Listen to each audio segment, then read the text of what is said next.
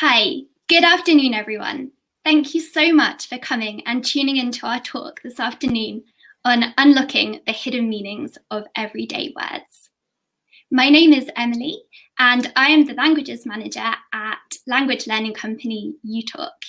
I have a BA in French and Spanish, and I have worked in both France and Spain, most recently as an English teacher in Madrid. And I'm here today with my friend and colleague, Brian, who is a language guru, polyglot, amazingly talented, and I'm really pleased that we can both present together today. I will actually present the first half, and then Brian will present the second half. So thank you so much, Brian. And I'm sure he will introduce himself in the second part of the talk. All right, so I think it's fair to say that Brian and I wish that we were somewhere else today. And that somewhere else is, of course, Poland. It's great that we can still meet up online. And I personally was so excited to find out that the gathering was due to take place in Poland, and very excited to visit Poland next year for the gathering. Now, like most of you, I've tried my hand at several languages, not least for the travels and adventures that I've been on. So in anticipation of the trip to Poland, before we knew that we wouldn't be able to visit in the end this year, I decided to learn a handful of Polish expressions on the uTalk app. So full disclosure straight off, I am super curious about languages. So when I was trying to pick up a bit of Polish, I was curious to know how to say the word Poland in Polish. Here it is. And I was curious to see that actually it looked very similar to the English word Poland. And I wondered why that was when all of the other Polish words that I had seen actually looked very different.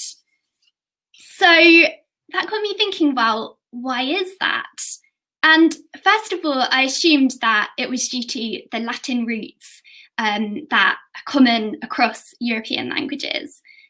So that got me thinking, what did the word Poland look like then in other European languages?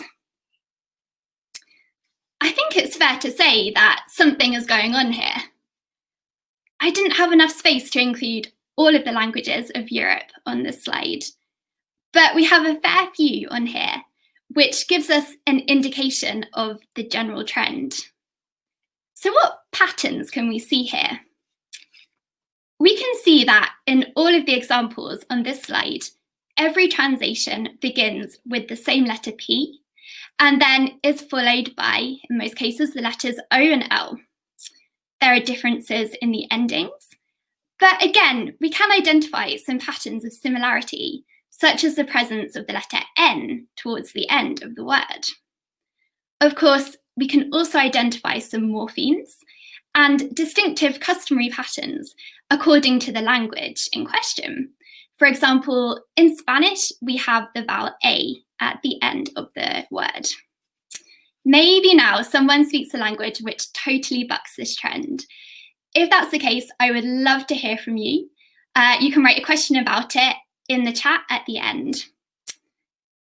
Okay, so since a great many languages of Europe had strong similarities for the translation of Poland, that got me thinking about languages outside of Europe. Were there similarities and crossovers there as well? And there were.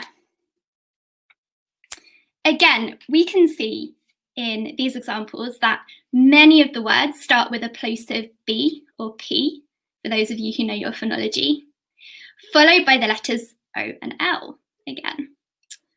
Many of the words follow with an sound, sometimes with a vowel at the end, just like we saw with the European language examples on the previous slide.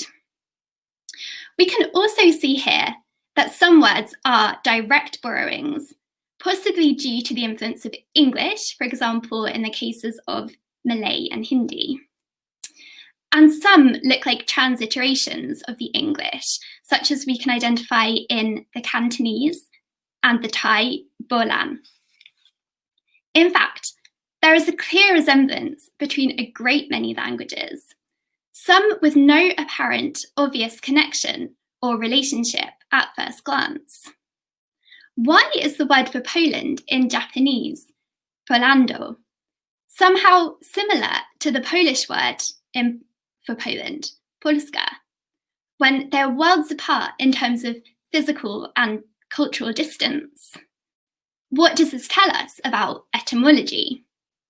Are there links between the components of the words for other country names, or the components of other words as well between languages? Well, based on the title of this talk, I think it will come as no surprise that the answer is yes, there are a lot, and there certainly are some good reasons why. Brian and I would love to share a bit about what we uncovered, because for sure, these are some words that you're using every day, all the time, in fact. And also, I believe that it's a valuable reminder that wherever we're from, we're all undeniably interconnected and all the richer for it. Plus, being curious and being able to make links between languages will surely help you pick up a few more, right? I want us to start off with one of the things I always want to learn when I start trying to pick up some words in a new language. Can anyone guess what this might be? Well, I hate to be so predictable, but I have to admit, I am a chocoholic. And in my mind, food and chocolate is always a good place to start. These pictures are making my mouth water. They look so good. But do you know where this delicious snack originally came from? That's right, South America. Here we have the Nahuatl word for chocolate, zocolat. Now, is it just me, or does that look super similar to the English word? Certainly in French, Spanish, Italian, German, etc. We can see a lot of similarities with the Nahuatl word. Kind of looks like these languages borrowed it from this South American indigenous language, right? We can clearly see the commencement of the various translations have this ch common sound in common, followed by the combination of letters that makes this kol sound afterwards. This comes from the original word for cocoa, which refers to the cocoa beans chocolate is made from. In fact, the Nahuatl language, zocolatl, literally meant food from cocoa beans. The name chocolate and its component meanings also got adopted into a great many Asian and Middle Eastern languages as well.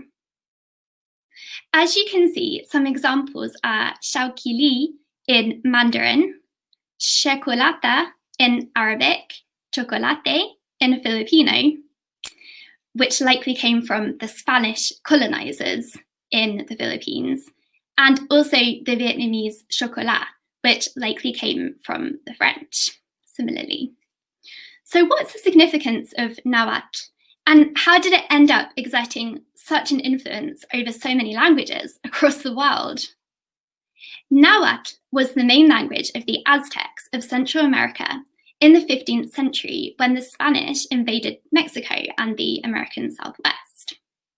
Of course, their explorations of the New World led the Spaniards to try chocolate, or at least the form of chocolate that they had in those days, and naturally they loved it and took it back to Europe with them. So we owe those Aztecs a lot.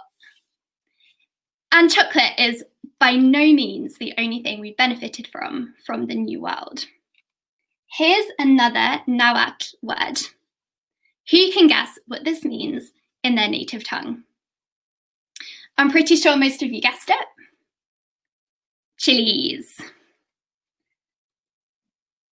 Here we get a good feel for how far-reaching this food became, bringing its original name with it into a great many languages.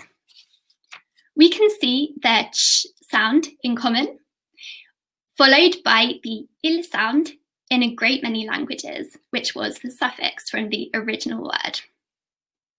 For me, the most surprising revelation was how it made its way into even Southern Sami, Kazakh, Kachi, and Tagalog. It's funny because we know that in Asia, they especially love their chili and hot spicy food. So I always assumed that that is where chilies came from. So that was a surprise for me. Now, I promise this talk won't all be about food, but let me talk to you about one other food that I love. Potatoes, a very popular food in Europe.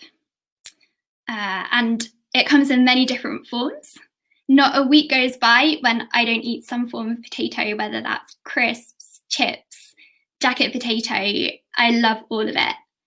I actually even have a vegetable plot in my garden where we grow potatoes, and they grow really well. So I just always assumed that this was a plant that was European or British even. But I was wrong, very wrong. Like the chili pepper, they actually originally also came from the Americas. Who knew? Well, actually, my friend and colleague, Brian, knew, and he had already written a blog post about this a long time before I joined uTalk. And if you want to find out more, you can still find this blog post on our website and on our social media called The Travelling Potato. So make sure you do check that out if you want to find out more. So in a nutshell, the language that was spoken by the Taino people was the main language throughout the Caribbean in the 15th and 16th centuries. And this is where the original potato plant came from. The Taino people called this root vegetable batata. And although the Romans at the time decided to call it pomme terrestria, in Latin, variants of which did stick for some European languages, such as the French pomme de terre, I was amazed to find out that there were a great many translations for this plant the world over, still with links to the original taino name for it, from Europe to Asia and beyond. For example, we have batati in Finnish, batates in Arabic, batatla in Uzbek, batala in Sinhala, and peteta in Samoan, as well as patanas in Quechua. It's not difficult to see the connections here, and in my opinion, interesting to see which languages favour the plosive P sound over the B sound, depending on the phonology of the language. Also interesting is that there are clearly some languages where we cannot trace the influence of Taino. I gave French as an example earlier on, but there are others such as the root Kartoffel, which we can find in German, and we can also trace that in very many languages around the world. I think this gives us an indication of where the traders had more or less influence. So I believe this reveals some historical trading relationships between countries too. And Brian is going to reveal a bit more on this to us shortly. I also think it's very revealing about which languages absorbed the original name from the language of the country where this originated from, and which wanted to be creative with the pronunciation, or indeed get creative and invent a totally new word in honour of the new import. So whilst we are thinking about the explorers and what the traders brought home with them, and I know there are a great many horror stories on how they went about this, I think it's also worth pondering what their attempts at communication looked like. Whilst, of course, we can't be quite sure exactly how that went, we can be sure that trade and globalization contributed to some of the current global greetings. Interestingly, in Malay, we can say hello, but I think it's fair to say that this has been borrowed from the English equivalent. English originating sounds and words have managed to find their way into various languages, particularly among young people and in business. However, in Malaysia, they do also say selamat as a greeting, as well as in Indonesia. In fact, this word has a dual meaning. Did you know that it also means safe or secure? Saugalam, which looks rather similar in my opinion, also means safe in Samoan, as does shalom in Hebrew and salam in Arabic. Both of these words, whilst being greetings, literally translate as peace, essentially another way of saying safe. I don't know about you, but giving someone good, friendly vibes of peace and being safe around you when meeting a new person for the first time makes a lot of sense if you want to win them over. And I can imagine that those explorers encountering natives and vice versa would have felt anything but safe during that first meeting. Whether this is the real reason for these links, we can't be sure. But what is certain is that there is no doubt about there being a link between ways of greeting each other in the Middle East and in Southeast Asia. And we can attribute this to the spice trade. As I have already alluded to, we can trace much shared etymology to explorations and trade, dating back hundreds of years. And I know my colleague Brian is going to reveal some more about this to us in a moment, as well as uncovering some more hidden meanings and links between everyday words. But just before we pass over to Brian, I wanted to highlight that so far we have seen examples from a great many languages. And if after this talk you want to delve deeper, you can learn these languages in the uTalk app. In case you haven't downloaded the app yet, make sure you check your email because you will have received a link there from the Gathering team to get free access to one of our 145 languages. Make sure you don't miss out on that one. Great, so now over to Brian. Hi, thank you, Emily. And good morning, good afternoon, and good evening to everybody. All right, so I'm just share my screen. Okay, so continuing on. Right. Okay. Right. So the theme of food is a very important topic. And as Emily explained already, the chili comes from, well, Latin America, and it's very common in Asia. If you look to the left, all these foods, the dried herbs and all the spices, they're part of actually a very, very, very important network that goes back a very, very long time, goes back thousands and thousands of years. So for example, the cinnamon, which comes from Southeast Asia and Sri Lanka, is used in European cooking, it's used in the Middle East, it's pretty much everywhere. The black pepper, for example, which also comes from the same part of the world, is consumed all over the world now. So if we go to the next slide, and I'll show you this one. If you can see this, the map shows basically a lot of commodities and how they traveled throughout the world, and also the types of vocabulary this trade actually brought along. Because when people trade, they communicate, they bring ideas, concepts, things, a lot of new vocabulary going across different parts of the world. From China, you have porcelain, you have ginger going into Europe. From Africa, you've got things like gold and ivory. And from the New World, as Emily explained, potato, chilies, and well, some other crops as well. We'll talk about that in a couple of minutes. Okay, so next slide. So going back again, on your left, you've got two different scripts. Can you guess which languages they are? So the top left, this one here, on your right, sorry, is Javanese. And below that, it's got Baybayin. It's the traditional script of Tagalog, for use for writing Tagalog before the Roman alphabet was introduced by the Spaniards.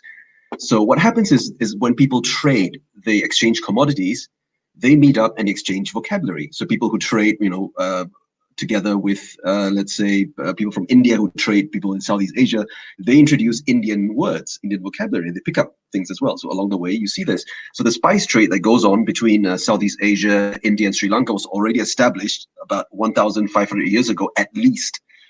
And these spices ended up all the way in Europe, so via India, into Persia, up the Red Sea, and then from there into the Mediterranean. And the legacy of this we can see in Southeast Asia. We can see the influence of the Indian language. If you read Hindi, Punjabi, Bengali, for example, you will be able to decipher Javanese script. That it's the same concept, the same as Tagalog, the same basic. It's not really an alphabet. It's what's called an abugida. So I'm not going to explain that. I don't have the time to explain that. But basically, what happens is these languages build their alphabets based on contact with India. And you see this as well. You've got Indian influence in the cuisines of Southeast Asia, the architecture, the clothing, the art forms. And so interestingly enough, with trade, you not only have ideas and concepts and new words, you have as well religions coming in. So Hinduism and Buddhism spread throughout the region, and more recently Islam as well. And that all started because of trade. So the exchange of commodities, the exchange of vocabularies, the exchange of concepts, and the exchange of ideas. So we're going to that. Okay. So yeah. So continuing on, we see that loan words are often spread from one language to another via trade and commerce. So the words for tea and coffee, for example, ended up pretty much all over the world. From despite the fact that tea came from China and coffee from the Horn of Africa and all that. And there's another thing as well. So when different communities sort of get together and try to communicate, they need a common language. And this is where we see the lingua franca that's developed. So we've got Malay in Southeast Asia. Persian was used throughout the Central Asia in previous centuries. Greek formerly in the Mediterranean and in Asia Minor, and more in today Swahili in East Africa. And one of the impact or the influences of a lingua franca can be seen in, for example, greetings. And simple vocabulary, like for example, thank you in Tagalog, in Cebuano, Iligaynon. These languages are all spoken in the Philippines. The word for thank you is salamat. So continuing from what Emily mentioned about selamat being safe or secure in Malay, this was brought from Malay, which in turn borrowed this from Arabic, from salama or salamat in the plural, which was brought by merchants moving along the trade routes throughout, from South Arabia to India to Southeast Asia and back again. And so this is a back and forth. And this came because of basically spices. The spice trade is very, very important in medieval times. And this word salam, salama, is of course related to Hebrew shalom. So when people in the Philippines say salamat for thank you, that's actually the same as shalom. It comes from the same origins. That's how connected we are, distantly. And then looking forward, there's always a counterexample. So this is more of a humorous one. Nobody seems to be able to know where the turkey comes from. Nobody knows. I mean, in English speakers call the turkey turkey. People in Turkey call it Hindi, right? The same with French, dinde, coq dinde, the rooster, the cock from India, indik in Polish, excuse my pronunciation. And you've got people from Northern Europe, and the Dutch people, for example, they say kalkun or something like that. That's from Calicut or Coricode in South India. The Portuguese call it peru. I don't know why. Arabic, you have that says dik rumi, which means the Roman chicken or the Roman rooster. And in some countries, I think you say dik habashi, Ethiopian chicken, right? So despite the fact that the turkey, of course, came from the Americas, okay? Malaysians call it the Dutch chicken, ayam belanda, again. And of course, a lot of countries say it comes from India. So what do Indians call it? Well, in India, if you read Hindi, that says turkey. The word for turkey in Hindi is turkey, as far as I can see. Further south in Tamil is even more interesting. It's van kori. So van kori means sky chicken. Okay, so basically nobody knows where the turkey comes from. But the thing is this. So the case of the turkey, you have a product, an animal that's been passed around, but not the vocabulary for some reason. So let's see why. So as Emily mentioned, so vocabularies can be borrowed. Okay, but sometimes there can be shifts and changes and modifications. So the chocolate, for example, comes from nawat. We know that. And even in Mandarin, we say chao ke li or chocolat in Vietnamese. But the thing is, with turkey, it actually replaced a product, or in this case, an animal that already existed in the UK for a long time. This animal is called the turkey cock, also known as the guinea fowl, which is a problem because it doesn't come from Turkey. Okay, but the English people have been calling it turkey cock, for centuries. And this animal was sort of relegated to the annals of history and replaced by the actual turkey, which became the turkey. In actual fact, what you're seeing here is a case of semantic shift. A product or something that has been used, okay, when it's replaced by something new, the old word takes over and becomes the new word. So for example, corn originally meant grain. The word grain comes from Latin and in English via French, grain. Okay, so that's interesting. But corn originally meant grain, and it depended on where you were. So English people called wheat corn in the Middle Ages. In Scotland and Ireland, corn was oats.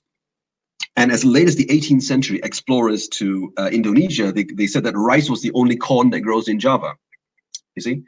But what happened was when corn was brought over from the New World, okay, it became so common that it replaced the word corn, basically replaced, not replaced, it became the word for this new product, and grain replaced corn as grain. So we have things that shifts and of this sort happening quite common throughout the world. This is one example. And another example we talk about is words that are borrowed, not borrowed, words that are inherited. So you've got words that are borrowed, okay, and words that are inherited. So I'm not going to explain to you the history of the Indo-European language. I'm sure all of you speak at least one, because, I mean, we're conducting a talk in English, so obviously you've got to understand at least one of them. So there are a couple of words that are very, very, very commonly used throughout this region, and you're going to see one of them. So the German word for room, this is very, very nice room, is Zimmer. And a lot of English people don't realize that they use this word quite often. It's actually timber. It's the same word. But the difference is that in German, it refers to the room. In English, it became the material used to build the room. Okay, that's it. And they all come from the Proto-Indo-European word dem or dom, meaning to build. And this word goes all the way to India. So along the way, Latin, you have domus, which is house, dominus, domina, the lord, the lady of the house, domesticus, that which belongs to the house, the servants, the things, the animals, whatever. You have dominare, to conquer, to become the lord of something. Again, all from this word to build, dum. And you have the same word in Sanskrit, dhamma and dampati. And dampati, even today in India, it means the husband or the master of the house. Same thing. So this is the same word that's been used throughout a very large part of the world. It comes from the same origins. And if we go back a little, and another word that we look at is the word for city, which is polis in Greek, or pura, fortress or city. And you find this in Singapore, Singapura. Now you might be wondering why a city in Southeast Asia has a Sanskrit name, because what I talked about before, that trade, Sanskrit became a very, very important literary language in Southeast Asia in previous centuries. So often, many cities, places have Sanskrit names. Singapura, the Lion City, that's Singapore. Singapuri in Thailand, I'm butchering the Thai pronunciation, also has the same etymology. And the pura part comes from polis in Greek, the same thing. All right, so, okay, before I go talk about this, let me play a game. What's the word for table in Spanish? Portuguese. Romanian, what's table in Romanian? Turkish, what's table in Turkish? Swahili, what's table in Swahili? Hindi, Urdu, Hindi, same thing. If you speak Tamil, what is table in Tamil? What's table in Malay? And what's table in Philippines? In Tagalog, for example. Find out and just ask yourself, how did this come about? Okay, so this is what we're talking about, and this brings to the last slide, which is about globalization. Okay, bringing from there. So globalization essentially means that vocabulary and items from dominant language, for example, those languages that became dominant due to trade and conquest, English, Spanish, Mandarin, Arabic, etc., tend to exert an influence on less dominant language. And this is not a new process. It goes back thousands of years. What does this mean? Will linguistic variety diminish in the future? I don't know. For example, in Thailand today, if people use say internet, Wi-Fi, online, things like that, people will understand you. Okay, it's become part of the vocabulary, become part of technology. English words are dominant, predominating sort of the native vocabulary. So will this, in fact, create a situation where different languages gradually develop a sort of a supra vocabulary that can be understood internationally? Words like pop, like I mentioned, Wi-Fi, internet, social media, app, iPhone. Will this be the language, how languages of the future sort of develop similarities between each other? So, for example, languages become more and more alike. People will start speaking and thinking more alike. Think about that. Interesting. I mean, this is not new. Like in Swahili, you say habari gani? Habari, news. You know, apa kabar in Malay, kya khabar in Urdu, Turkish ne haber. Che khabar in Persian, khabar, kabar. All these words, habari. All these come from Arabic, and these words were spread via trade. People trading from across the Muslim world, this is in case it's the Indian Ocean, all the way to Southeast Asia. People were communicating, and people adopting ideas, and then later on religion and all that came in. So, will this is the beginning of globalization. The question now is, how far will it go? I'd like to discuss about this. Ask away. Right, so I'm done now, and just before I finish, I'm going to say that on behalf of uTalk, so this is just for you guys, we've got about 140 languages on our app and counting. Most of those languages are already were in the discussion just now, so all those languages that I talked about, most of them except Nawat, but most of them are in the uTalk app. If you want to take a look, just go to uTalk, and other thing is that we are always on the lookout for partnerships. So if you have a blog, if you have a YouTube channel, if you have a very popular following, online, for example, we are looking for affiliate partners, for example. That's one. Another thing is languages. If you speak, for example, a rare language that you'd like to promote, that you'd like to help us develop and record and put on our app, please contact us. We're always open to collaborations, etc., etc.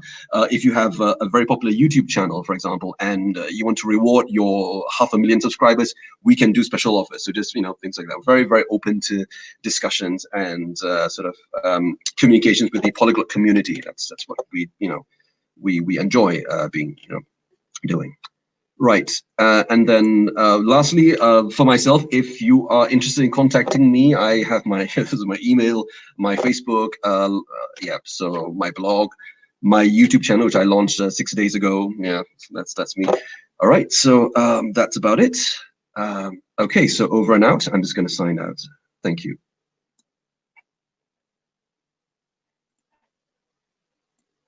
All right, so questions. Yes. This is a good question. Right. Shall I go first, Brian? Yes, you first. The question we have is, do you have fun stories related with false friends words? Certainly I can speak for Romance languages and from time studying and working in Spain and France. I remember a story. This wasn't a personal story. This genuinely was a friend who went into a patisserie and said quiero un gato.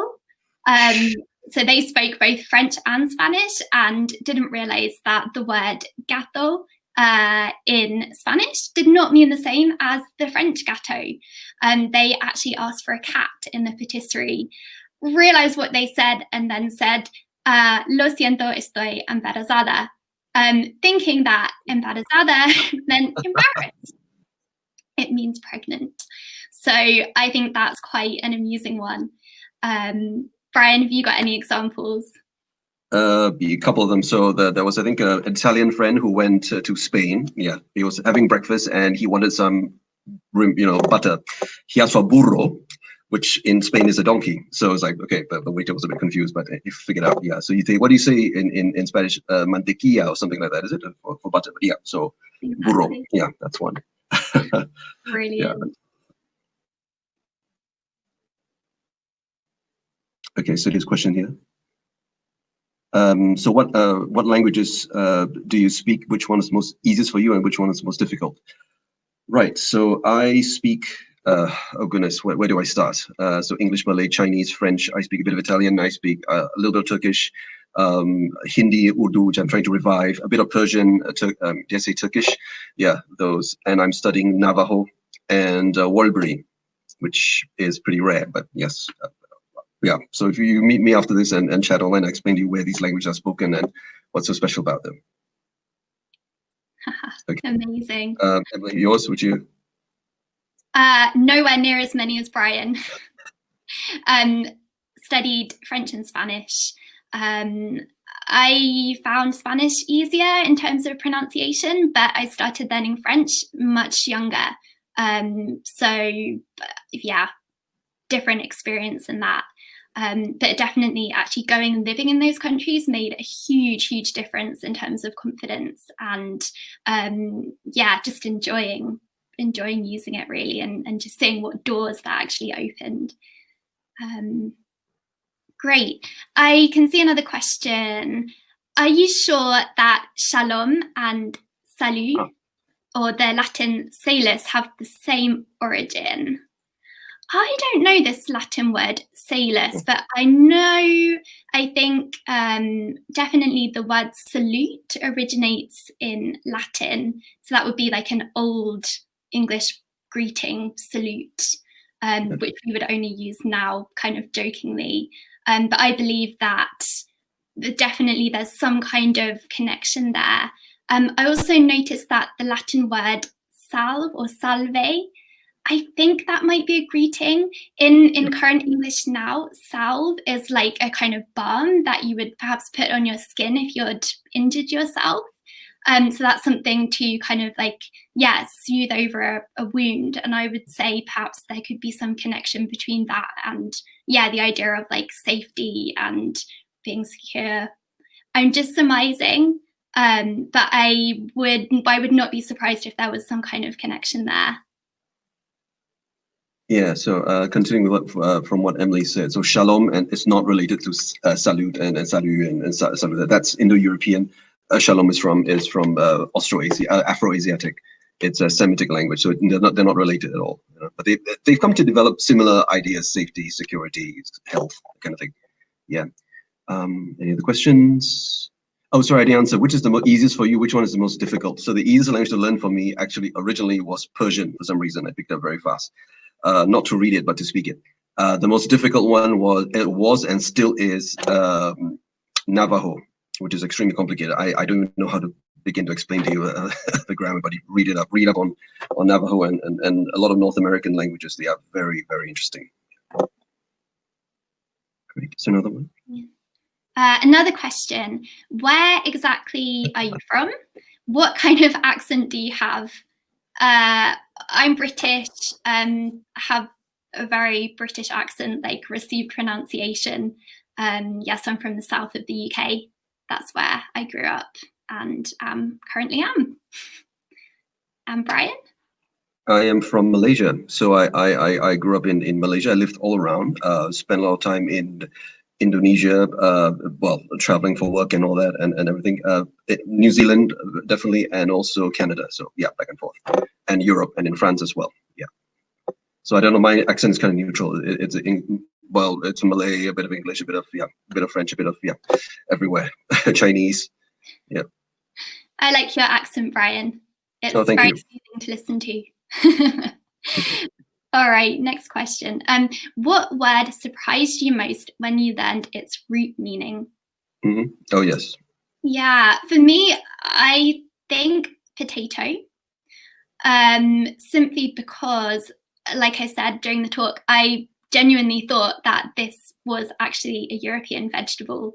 And so, yeah, I was just really surprised to learn that it came from the Taino language. Yeah, obviously I'd realized that there were links then between potato and then the French and Spanish, but then Brian's blog, when I read that, it just opened up all of these other connections. That was just a revelation for me. What about you, Brian? When I learned, the interesting word was, I learned the word for, well, when I was in Turkey, I learned the word for oven is furren. And that furren actually is the same as Latin, fornus, what we say in Italian, forno, four in French, orno. That's all the same word. And this word actually gave English the word fornicate from oven, because I think it was because in the Roman times, the ladies of the night would hang out near the ovens and all, and to, yes. So something you do near the ovens, yes. So fornicate, oven, fornus, all that, the same thing, same etymology. That was interesting. Yeah, that's right. Then shall I read that one next? Are there many false friends between Malaysian and Indonesian? Yes. Do they tend to be cognates or differently used loanwords? A lot of the words are cognates. They're used differently, and also loanwords are differently. So, for example, two very common ones. In Malay, darurat means like emergency, disaster. Indonesian, it means like a general emergency. So if you had your car broke down, it's darurat. That word comes from Persian, from Arabic, origin from Arabic. But in Malay, it means like a major disaster. So when you say that, my child fell down and there's an emergency darurat, in Malay, it's like, oh my God, what's that, earthquake? That's the difference. That's that's like a false friend between the two. But they come from the same borrowing, actually, but it's different. Yeah. Okay. I think the next one's another question for you, Brian. Oh goodness, yes. Yes. My YouTube channel is called Languages to Learn. I don't think you can find it yet because I don't have any followers of 1 or 2, and yeah, that's just me. But if you go to my blog, languages, so it's languages to TOLEARN.com. I'll post stuff that I'll link to the YouTube channel. Great. Yeah. And so yeah, also have a YouTube channel for uTalk, as well as a blog that Brian frequently writes for also. Yeah. So yeah, definitely follow us on social media. We would love to see you there. Right. So mine is Languages to Learn, but you just go to my blog, and yeah, you'll find it. It's also in the description in the, I think, the programs as well. It's on the Polyglot Gathering. Okay. What else is there? Another question: what languages will you learn next? We have just added on uTalk Shanghainese, which is our 145th language to be added to our app. So we'll definitely try and pick up a bit of Shanghainese. Would definitely love to travel there when the quarantine is over, when the restrictions are over. So that would be, yeah, something very different to try to the Romance and European languages that I've been more used to focusing on recently. Brian, what about you? Languages next. Oh, haven't decided yet. But I am leaning towards Swahili. I've dabbled in a little bit if I want to do it, because a lot of very interesting words as well. A lot of shared vocabulary with Arabic, Persian, Indian languages. They're all found in Swahili because of the trade, and like I said, and also some of the other unpleasant stuff, wars, trades, whatever. That always brings vocabulary, Yeah, so that might be interesting. Okay. So, were there any words that you were surprised did not have a shared origin? Oh, okay. Good question. I can't think of any, but wait, did not have a shared origin. Okay, so when I thought about this, the word for when I was a boy, in my Chinese dialect, okay, the word for yes, which in shi in Mandarin, we say si. Okay, that's how we say it. It's Minanhua. It's from Southeast China, and I always thought that this one was somehow related to the Spanish word "si" and Italian "si," but it's not. Obviously not. But it's just linguistic coincidence. That's when I was a boy. But yeah, anyway, yeah, that's me. Is Shanghainese closer to Mandarin or Cantonese? Neither. It's not. It's actually its own branch. So it's called the Wu language family. That's another branch. So Mandarin is one branch, Cantonese is another, and Shanghainese is another. It's quite different from all three of them. I think Shanghainese in the vocabulary might be a little bit closer to Mandarin, but in general, it's very hard to understand for Mandarin speakers to understand Shanghainese. In fact, any of the Wu dialects, the eastern part of China, that's not. And if you go further south, then also completely different. Yeah. Emily, you want to take that one? Yeah, I think perhaps we've got time for 1 or 2 more questions. What was the inspiration for the talk today? My inspiration was Brian.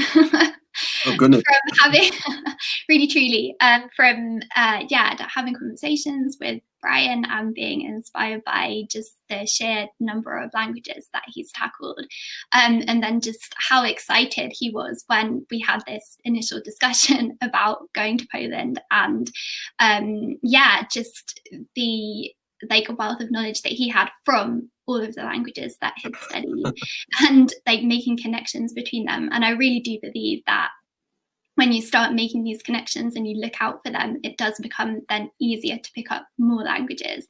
I know that's easy for me to say kind of from the perspective of French and Spanish, because you can see very clear links there. But I think, don't underestimate kind of the number of links that there are elsewhere. In yeah, helping you to kind of pick up more and then just feel like inspired to actually like figure out, well, why that is. Something that excites me is like looking at links between cultures and actually like increasing this kind of intercultural understanding. Yeah, I really believe that that is so enriching. And so, yeah, something that absolutely excites me and will fascinate me for the rest of my life, I think. Yeah, what about you, Brian? No, just the idea of different looking at a map and say, okay, where did this word come from, and then who borrowed what from whom. That's I got it. Basically that's it. Yeah, that's about it. Oh, sorry. What do you? So last question, I think. What do you do to support already learned languages on a high level? Yeah. So mine is very easy. Now I watch Netflix in the original language. So I'm watching a French series, two of them. One called La Menthe, the mantis, and the other one is 10%, which is about some, you probably know it. Yeah. So it's set in Paris, and these movie star agents or something in Paris. But yeah, that's how I do it. Netflix, for example. And I'm going to delve into Persian next week. Well, in a few days. Yeah. Yeah, I have to agree with you there, Brian. I think Netflix is a fantastic tool, just because it's something that you can do almost without thinking, something that where the language is just going into your subconscious, and it's just a great way to kind of keep like plugged in and keep it ticking along. I would just say do whatever it is that you love, but in that language. So I really love reading. So yeah, I would try and read in French or Spanish. But yeah, whatever that looks like for you, whatever like gets you excited, whatever makes you feel alive, do that and somehow connect that with the languages that you love, and you're sure to enjoy it and yeah, find a lot of gains doing that.